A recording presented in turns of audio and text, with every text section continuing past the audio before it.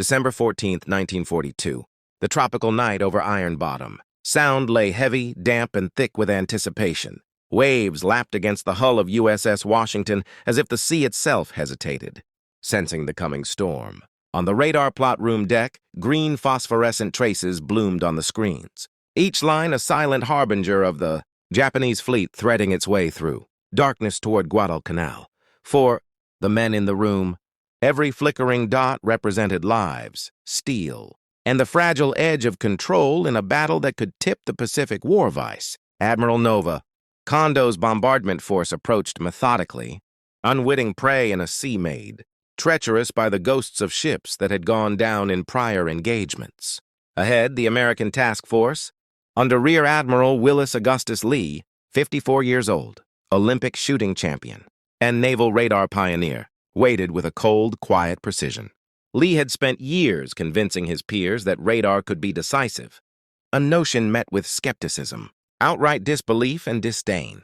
Most admirals clung to centuries-old methods, searchlights and optical rangefinders, trusting eyesight over circuits, human instinct over the cold calculation of machines. Lee, however, understood a simple truth. The Japanese could only fight what they could see, and on a moonless, rain-lashed night, they would see nothing. For 3 months, American Marines had clung to Guadal Canal, a patch of tropical hell they barely understood when they landed in August. Henderson Field, captured from the Japanese air construction project, had become the linchpin of the campaign: control the airstrip, control the skies, control the sea approaches, control the lifeline of men and material. Japanese commanders had tried repeatedly to destroy it, by air and by sea, yet the Marines endured, flying patched planes against odds, rationing ammunition, burying their dead in humid soil that seemed determined to reclaim every grave. The waters north of Guadal Canal bore the scars of these relentless confrontations. Known now as Iron Bottom Sound, the sea was thick with the carcasses of ships, cruisers, destroyers, and transports that had succumbed to night engagements. Torpedoes and gunfire, oil slicks stretched for miles, carrying the invisible stench of death across the water, the ghosts of Tsavo Island. Cape Esperance and earlier skirmishes seemed to watch, a silent jury over the unfolding night. Radar had transformed Washington into a predator invisible to its prey. SG surface search system painted sharp, distinct targets on the cathode ray tube display, enabling operators to track multiple ships simultaneously through darkness, rain, and even smoke. Lee knew the Japanese gunners' eyes were exceptional, trained for night combat, but human vision, however honed, could not pierce blackness like radar could. Yet the system required mastery. False returns from waves, blind spots behind islands, and identical blips from ships of different classes demanded constant. One misjudged distance, one misplaced assumption, and the night could end in catastrophe. Lee, unlike almost every other admiral in the fleet, had studied these machines intimately, understood their strengths and weaknesses, and had integrated their data directly into fire control calculations. He had spent years training, drilling, and theorizing to exploit what others saw only as novelty. The lessons of his predecessors were written in blood. Rear Admirals Daniel Callahan and Norman Scott, both recently killed in Guadalcanal engagements, had demonstrated exceptional courage yet fallen victim to the very chaos Lee now sought to control. Callahan's radar-equipped ships were poorly positioned. Information failed to reach him in time, and his death came at the hands of enemy shells that struck the bridge unannounced. Scott had hesitated, clinging to visual confirmation, and died despite his technological advantage. Their heroism was unquestioned. Their mistakes were undeniable. Washington moved silently, a vessel of steel and electronics, through waters littered with history's dead. 4 destroyers screened the approach, the vanguard of a battle that would decide the fate of Henderson Field. South, Dakota steamed in column, her guns ready, but a cascade of electrical failures crippled her radar, and fire control at the worst possible moment. South Dakota, the supposed co-equal of Washington in this engagement, became effectively blind, the flames and debris of fallen. American destroyers painting her silhouette for the Japanese to aim upon, Lee maneuvered with meticulous patience. The fires of Benham and Preston created screens of light, shielding Washington in the darkness. Japanese lookouts, alert and trained, saw only chaos, unable to detect the ghostly shape moving with deadly intent.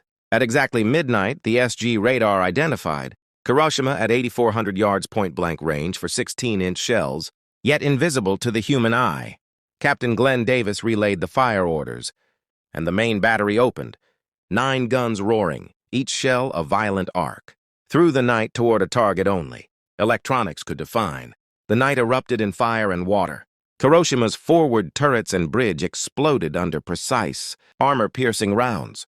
Her systems failed in sequence. Hydraulic power lost. Steering crippled, engines flooded.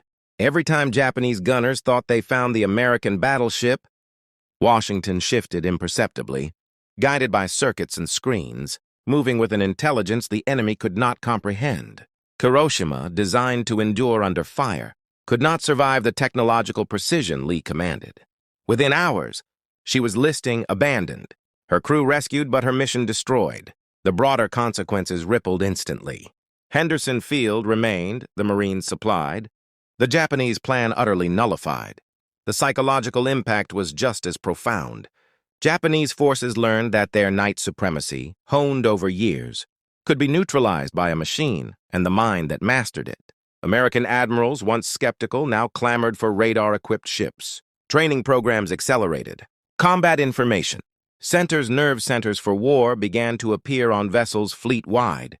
Ensuring the lessons learned in Iron Bottom Sound were not lost to history, the Guadal Canal campaign shifted in a single night.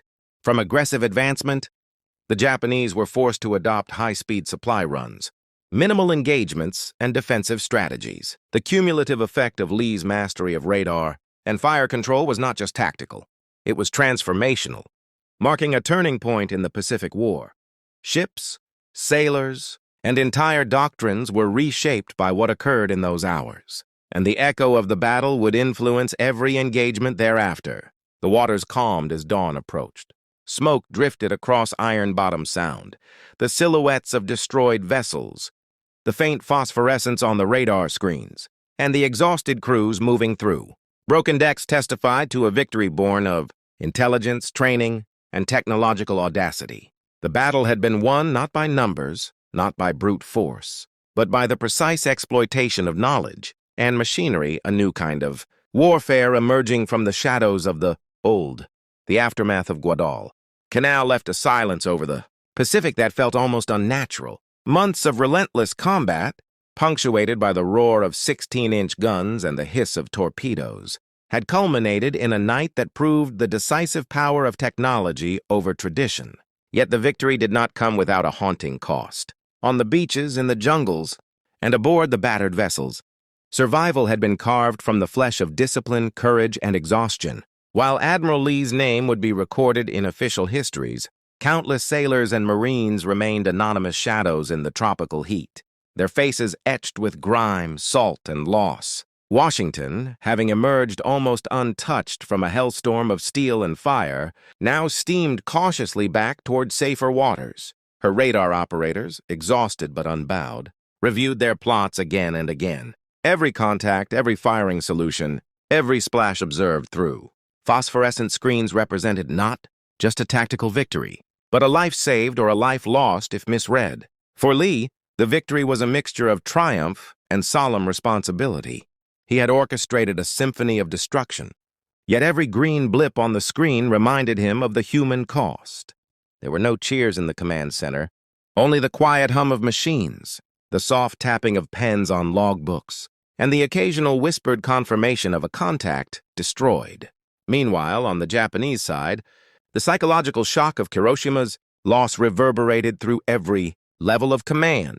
Vice Admiral Nova Kondo, an officer normally measured and composed, pored over battle reports in disbelief. He understood that he had faced an invisible adversary, an opponent whose methods he could not see, whose strength he could not gauge through any traditional means. The Japanese fleet's optical superiority and the lethality of their torpedoes, honed over years of rigorous training, had been nullified by a single technological innovation and the minds capable of wielding it. The implications unsettled the highest echelons of the Imperial Japanese Navy, officers whispered in.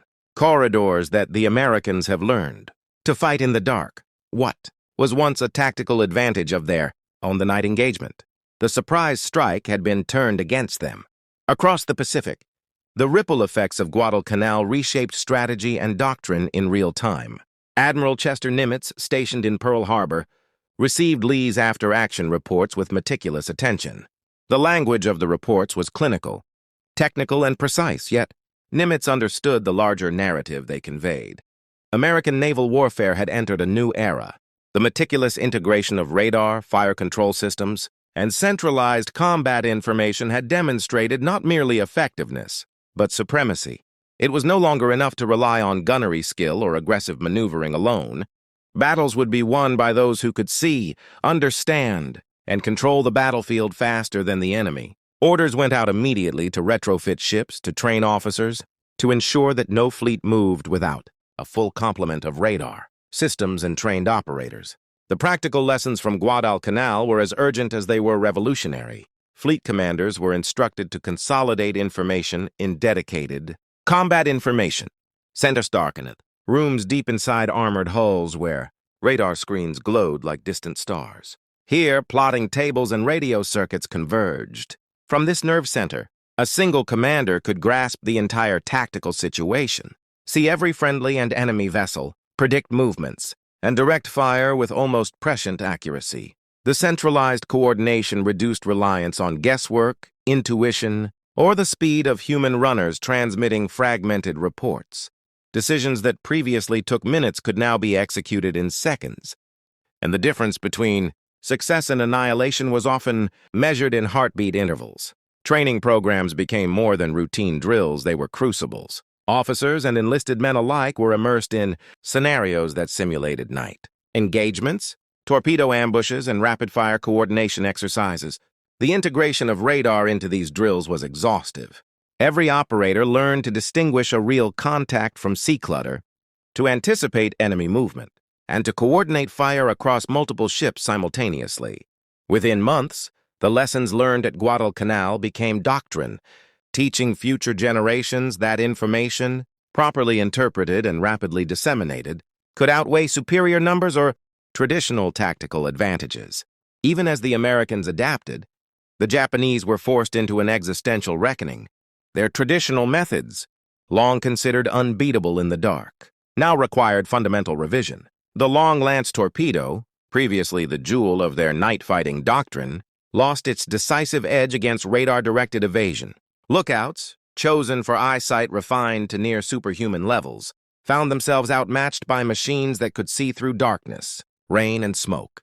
The doctrine of aggressive surface engagements was replaced with what Americans would eventually call the Tokyo Express high-speed, small-scale destroyer runs delivering supplies under the cover of darkness, avoiding confrontation whenever possible. Strategic initiative, once Japan's hallmark, had been wrested away by the invisible hand of technology. The human toll of these adaptations was severe. Japanese soldiers on Guadal Canal, cut off from reinforcements and supplies, faced starvation and disease. Malaria, dysentery, and malnutrition claimed thousands, while soldiers scavenged what they could from the unforgiving jungle. Discipline remained astonishing, but desperation defined daily existence. Some units resorted to cannibalism in the most extreme. Cass is a grim testament to the intersection of human endurance and survival instinct. Meanwhile, American forces, supplied through Henderson Field, advanced slowly but steadily, expanding perimeters and consolidating positions. By early February 1943, Japan executed a carefully planned evacuation, rescuing thousands from the doomed island. Yet the strategic defeat was irreversible. Guadal Canal marked the cessation of Japanese expansion, a pivot toward defensive operations that would define the remainder of the war. Within this context, the broader implications of Lee's actions became clear. The naval engagement at Guadal Canal was not merely a tactical victory, it was a paradigm shift. It demonstrated the power of integrating human intellect with technological innovation, where courage alone had failed, where previous admirals had died in heroic but ineffective engagements. Lee's understanding of radar turned potential disaster into decisive success. Historians would later emphasize that Guadal Canal illuminated a crucial principle of modern warfare. Mastery over information, not merely firepower, dictated the outcome. In this way, the battle foreshadowed conflicts yet to come, where electronic surveillance, rapid communication, and centralized command would define victory as much as courage or strategy. Admiral Lee's recognition, in the form of the Navy Cross, was both deserved and understated. Official citations praised his tactical brilliance, but the true measure of his accomplishment lay in the invisible threads of coordination he wove across Washington's hull, in the lives spared by precise gunnery, and in the psychological rupture inflicted upon the enemy. Captain Glenn Davis, likewise decorated, had executed fire solutions with machine-like precision, demonstrating that human skill, trained and directed effectively, could harness technology's full potential. Together, they had redefined what it meant to fight at sea. Yet amidst the accolades and analysis, the night of November 14th and 15th remained, in essence, a human story. Sailors, young and old, had stared into darkness and chaos, executing orders with unwavering discipline. Marines, weeks removed from brutal ground combat, had fought knowing that the survival of their comrades depended on a single technological and tactical triumph miles away at sea. Across the Pacific, Japanese sailors and officers had faced a ghostly adversary, one that exploited the most intimate vulnerabilities of human perception and traditional doctrine. The night was over, but its lessons would echo through decades, shaping the conduct of war far beyond the coral reefs and jungles of Guadal Canal. For historians, Guadal Canal represents a nexus where technology, human ingenuity, and psychological understanding converged to produce a moment of irreversible change. For those who lived it, it was terror, hope, and sheer resolve compressed into hours of relentless, blinding, deafening conflict. Every radar blip, every shell arc, every torpedo wake carried with it the weight of human lives, decisions, and consequences. The battle's resonance was not measured in victory alone, but in the new framework it created for naval warfare. A framework built on information supremacy, coordination, and the disciplined fusion of man and machine. The Guadal Canal victory, while tactical, had strategic reverberations that would reshape the Pacific War. Across the vast ocean expanse, commanders began recalibrating their priorities. No longer could success rely solely on brute force or superior numbers. Intelligence, technology, and rapid adaptation had become the currency of survival. In war rooms from Pearl Harbor to Melbourne, maps were spread, pins were placed, and analysts debated the next moves with a newfound respect for the invisible advantage, the mastery of information. On the American side, Admiral Nimitz convened a series of conferences with his top officers. He emphasized that Guadal Canal had proven something critical. The United States could challenge the seemingly invincible Imperial Japanese Navy under conditions once thought impossible. Radar, air reconnaissance, and centralized command could overcome entrenched doctrine and devastating weaponry. From that moment forward, every ship, every squadron, and every officer would be trained to integrate human intuition with mechanical precision. The mantra became simple: see first, know first, strike decisively. The Japanese High Command, meanwhile, faced a crisis of doctrine and morale. The loss at Guadal Canal shattered the illusion of invulnerability that had permeated their night-fighting strategy. No longer could the Imperial Navy rely solely on audacity, superior torpedoes, or exceptional eyesight. Commanders grappled with the sobering reality that America had entered a new era of naval warfare, one defined by technology, coordination, and relentless adaptability. The psychological toll was immense. Officers whispered of the ghosts in the dark, the unseen enemy who could predict and counter their every move. Guadal Canal forced Japan into a defensive posture, marking the beginning of a slow, inexorable retreat across the Pacific. Yet Guadal Canal's story was not confined to strategy and doctrine. It was also a deeply human tale, full of courage, fear, and the moral weight of survival. For the young sailors aboard Washington, the battle was an intense choreography of adrenaline and calculation. Every radar ping, every fire control adjustment, and every shell fired carried lives on its back.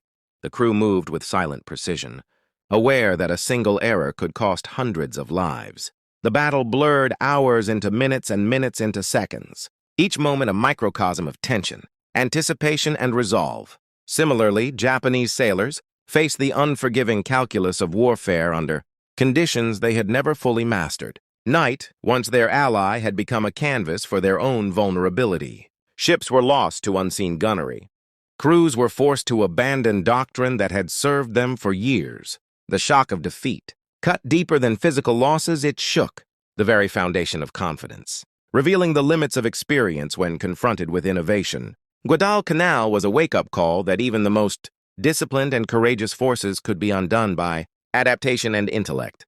As the campaign continued, the broader implications of Guadalcanal emerged in operational doctrine across the Pacific. The Americans systematically integrated lessons learned, standardizing radar-equipped task forces and creating coordinated night-fighting tactics. Ship captains now understood that speed, firepower, and courage had to be married to precision intelligence and centralized command.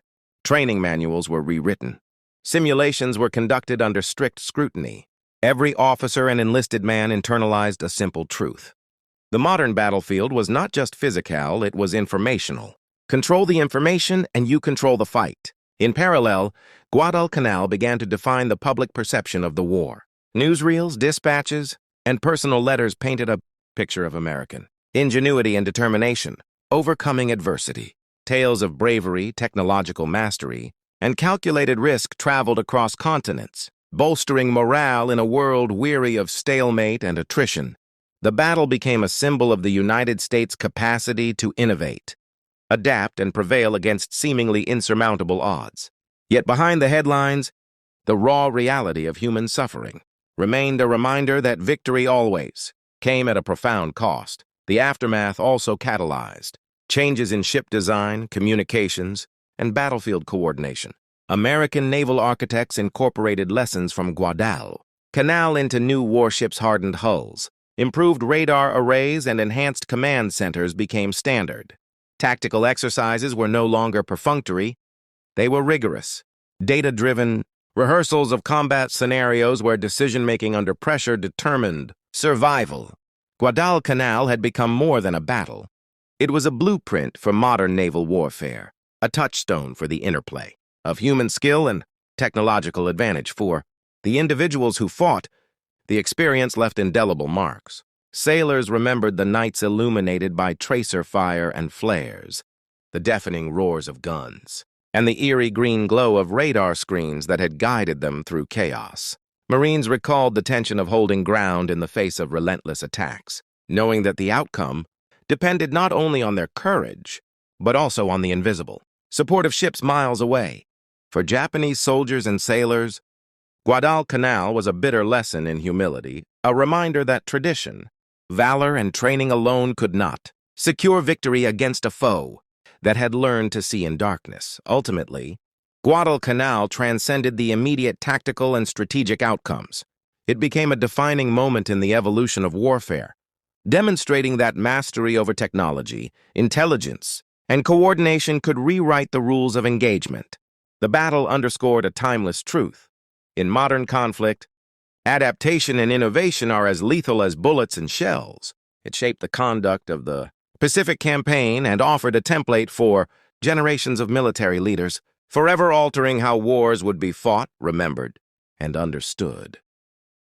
As historians and veterans reflect on Guadalcanal, they see more than a series of tactical maneuvers or a single naval engagement. They see a crucible where human courage met technological ingenuity, where tradition collided with innovation, and where the outcome of countless lives was decided in the span of hours. It is a story of vision, sacrifice, and the unrelenting pursuit of mastery over the chaos of war story that continues to resonate, reminding us that in the theater of human conflict, knowledge is power and adaptation is survival. Guadalcanal did not merely decide the fate of fleets and islands, it reshaped the very logic of war. In its aftermath, the Pacific Ocean became a stage where strategy, intelligence, and innovation dictated the tempo of battle, a stage where the invisible hand of information wielded as much influence as the mightiest guns. And in this vast, turbulent arena, the lessons of Guadalcanal endured, echoing through the campaigns that followed, shaping a new era of warfare where to see, understand, and act with precision was to live. And to fail was to